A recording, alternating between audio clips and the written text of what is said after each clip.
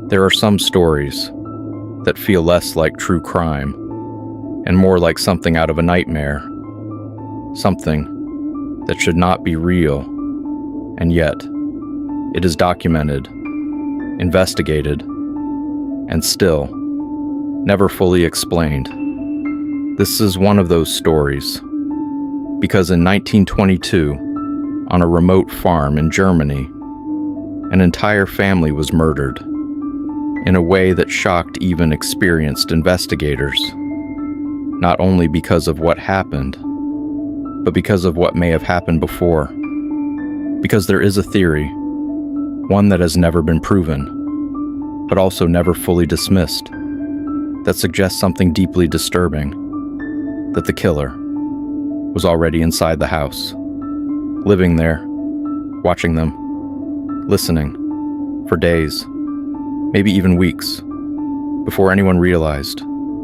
Because before the murders, strange things began to happen. Things that did not make sense. Things that could not be easily explained. Footsteps in the attic, objects moving, food going missing, and sounds coming from places where no one should have been. The farm itself was isolated, surrounded by fields, far from neighbors, and disconnected from the outside world in a way that made it both peaceful and vulnerable. The family living there appeared to have a normal life, routines that repeated day after day, creating a sense of stability, something predictable, something safe. But isolation has another side, one that is rarely considered, because when something happens in a place like that, there are no witnesses, no immediate help, and no one close enough to notice when something is wrong. And in this case, that isolation would become one of the most important elements, because it allowed something to happen without interruption, without observation, and without anyone understanding what was truly going on. Because whatever was happening on that farm, it was happening quietly, slowly, and without explanation. Before the murders, there were signs, small at first, almost easy to ignore. But over time, they became impossible to dismiss. One day, footprints appeared in the snow, leading toward the house. But what made them unusual was that there were no footprints leading away.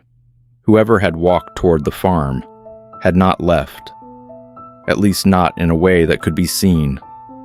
And that alone created a sense of unease, because it suggested that someone or something had approached the property and remained there, hidden, unseen, watching. And that was only the beginning. Soon after, more strange events began to occur. Objects inside the house were not where they were supposed to be. Tools were moved, items disappeared, and then reappeared in different places. Food supplies began to run out faster than expected, as if someone else was using them. And then there were the sounds, footsteps, above them, coming from the attic, slow, heavy, deliberate, and impossible to explain. Because no one should have been there. No one had permission to be there. And yet something was moving right above them. At first, it may have seemed like coincidence or imagination, or an attempt to rationalize something that did not yet make sense. But over time, the pattern became clear. Something was happening, and it was not random. Because when multiple unusual events occur in the same place, over a short period of time, it stops being coincidence and starts becoming a warning, a signal that something is wrong. But in this case, that warning came too late. As the days passed, the atmosphere inside the house began to change in a way that was difficult to describe, because it was not something visible, not something that could be easily proven, but something that could be felt, a constant tension, a sense that something was not right, that something was present, even when no one could see it. The family continued their routines, working, eating, sleeping, trying to maintain a sense of normality. But the strange occurrences did not stop. They continued, quietly, consistently, building a pattern that was impossible to ignore. Doors were found unlocked, even when they had been secured. Tools went missing, and then reappeared. And the sounds from the attic never truly disappeared. They came at night, slow, heavy, as if someone was walking carefully, trying not to be heard. And yet they were heard, just enough to create fear, but not enough to reveal the truth. And that is what made it worse, because the unknown is always more terrifying than something you can see. At some point, the situation became too serious to ignore, because the combination of events, the footprints, the missing items, the unexplained sounds, all pointed toward one possibility: that someone was there, not passing through, not visiting, but staying, hidden somewhere within the property, watching, waiting, learning their routines, understanding their habits, knowing when they slept, when they worked, when they were alone. And if that was true, then this was no longer just a strange situation. It was a threat, a real, immediate, and extremely dangerous threat. Because if someone was living inside that house, without being seen, without being caught, then they had complete control. Control over when to move, when to hide, and when to act. Despite everything that was happening, despite the growing sense of fear, there was no clear action taken that could have prevented what was about to happen. And that is one of the most unsettling parts of this entire case. Because looking back, the signs were there, the warnings were clear, and yet, nothing stopped it.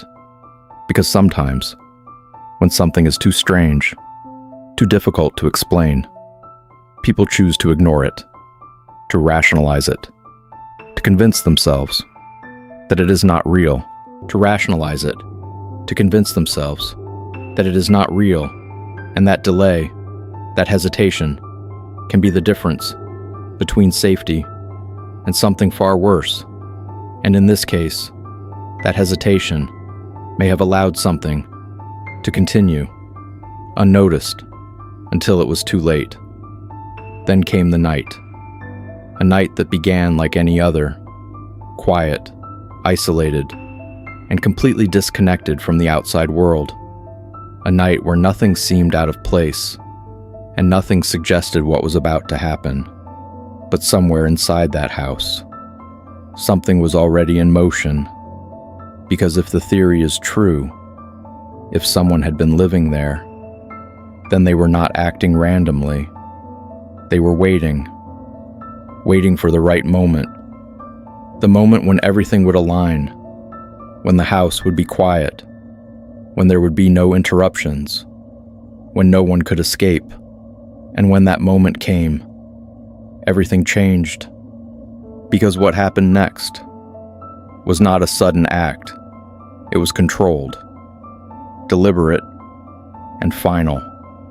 What investigators later discovered suggested that the victims were not attacked all at once, but one by one, in a sequence that raised even more questions about what had actually happened inside that house. Because there were signs that suggested that individuals were drawn or led to a specific location, separated, isolated, and then attacked, which indicates something even more disturbing, because it suggests that whoever was responsible had a plan, a method, and a level of control that goes far beyond a random act of violence. This was not chaos. This was not panic. This was something else entirely. Something calculated. Something patient. Something that had been prepared. long before that night, and that is what makes this case so difficult to fully understand. When the events of that night finally came to light, it became clear that what had happened inside the house was not something sudden, not something chaotic, but something that unfolded step by step, in a way that suggested control and intention, because the evidence indicated that each victim had been separated, drawn away from the safety of the others, and brought into a situation where escape was no longer possible. There were no signs of a struggle that spread across the entire house, no indication of panic running from room to room. Instead, everything pointed toward something quieter, something more controlled, almost as if the victims did not fully understand what was happening until it was too late, and that detail, that absence of chaos, raised one of the most disturbing questions in the entire case.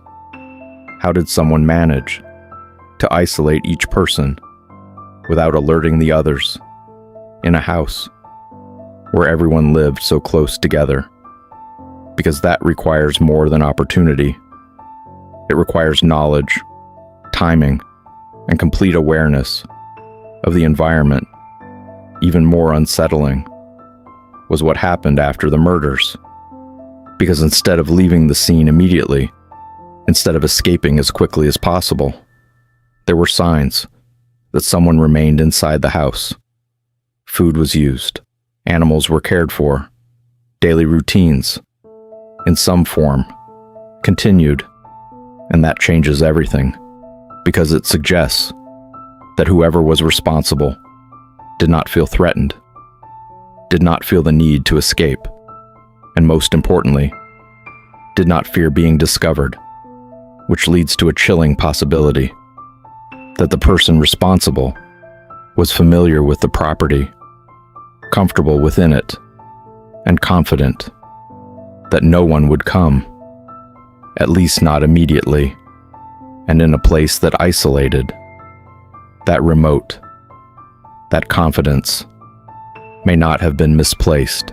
Days passed, and no one realized what had happened, because the farm was far from others, separated, disconnected, and that delay allowed the situation to remain hidden longer than it should have, which again raises questions, because if someone was still there during that time, then they had complete control over the environment, over the evidence, and over what would eventually be discovered.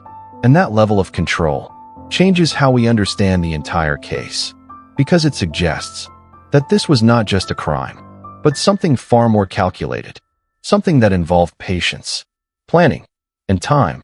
When the bodies were eventually discovered, the scene that investigators encountered was unlike anything they had expected, not only because of the violence, but because of the details that did not make sense.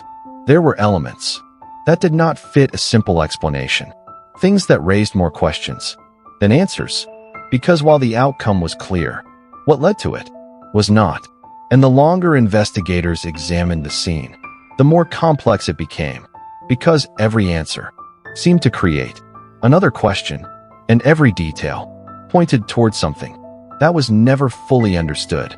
Over time, theories began to form, attempts to explain what had happened, who was responsible, and how something like this could occur without being stopped. Some believed that the answer lay within the family itself. Others suggested an outsider, someone who had been watching, waiting, and learning long before the crime took place. And then there was the theory that continues to disturb people the most, that someone had been living inside that house before the murders, hidden, unseen, present, in the same space, without being discovered.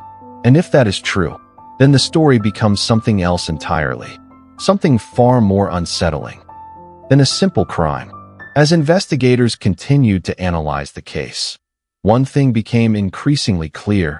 There was no simple explanation, no single theory that could account for every detail, and no clear suspect that could be definitively connected to what had happened. Because each possibility, no matter how logical it seemed at first, eventually began to fall apart, leaving gaps, unanswered questions, and details that did not fit, which is often the case when something is far more complex than it initially appears, because the more you try to explain it, the more inconsistencies begin to surface. And in this case, those inconsistencies were impossible to ignore. They became part of the story, part of the mystery, and part of what continues to make this case so unsettling. Over the years, countless theories have been proposed, each attempting to make sense of what happened, each trying to bring logic to something that feels deeply illogical. Some focus on motive, others on opportunity, and some on the idea that the truth may never be fully known. Because in situations like this, where evidence is limited, where time has passed, and where key details remain unclear, the truth becomes something difficult to reach, not because it does not exist, but because it is buried, hidden within layers of uncertainty and incomplete information. And that is what makes cases like this so difficult to close, because without certainty, there is always doubt.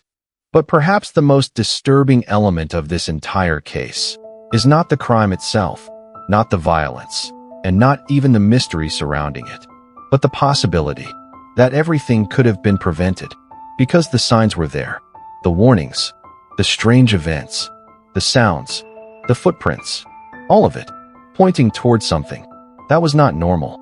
And yet, those signs were not fully acted upon, not in a way that could have changed what happened.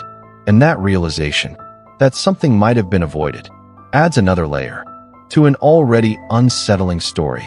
Because when you look at the case as a whole, when you consider every detail, every event, and every unanswered question, it begins to feel less like a single incident and more like something that developed over time, something that built slowly, piece by piece, until it reached a point where it could no longer be stopped. And that is what makes it so difficult to process, because it suggests that the outcome was not sudden, but inevitable. Once certain conditions were in place, and once those conditions existed, the result may have only been a matter of time. And maybe that is what makes this story so disturbing. Not just what happened, but how it happened, and how it may have been building long before anyone realized. Because in the end, we are left with questions. Questions that have no clear answers. Questions that continue, even decades later. And perhaps, that is the most unsettling part. Not the crime itself, but the uncertainty that surrounds it. Because when something like this remains unresolved, it does not disappear. It stays. It lingers. In the details. In the unanswered moments. And in the possibility that something about this story has never been fully understood. And maybe never will be.